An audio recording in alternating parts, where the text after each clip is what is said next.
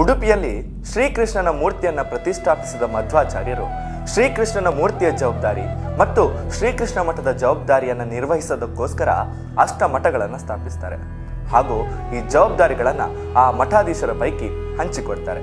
ಈ ವ್ಯವಸ್ಥೆಗೆ ಪರ್ಯಾಯ ಎಂದು ಹೇಳ್ತಾರೆ. ಪ್ರತಿ 2 ತಿಂಗಳಿಗೊಮ್ಮೆ ಇದ್ದ ಈ ಪರ್ಯಾಯ ವ್ಯವಸ್ಥೆಯನ್ನ 2 ವರ್ಷಗಳಿಗೆ ಎಂದು ಬದಲಾಯಿಸಿದವರು ಸೋದೆ ವಾದಿರಾಜ ಯತಿಗಳು.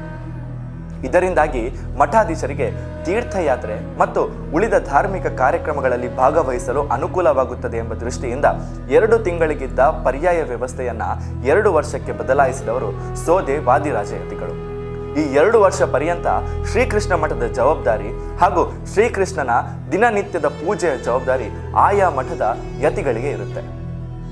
2 ವರ್ಷದ ನಂತರ ಪರ್ಯಾಯ ಮುಗಿಸಿ ಇನ್ನೊಂದು ಪರ್ಯಾಯಕ್ಕೋಸ್ಕರ ಮುಂದಿನ ಮಠಕ್ಕೆ ಈ ಮಠಾಧೀಶರು ತಮ್ಮ ಜವಾಬ್ದಾರಿಯನ್ನ ಹಸ್ತಾಂತರಿಸ್ತಾರೆ.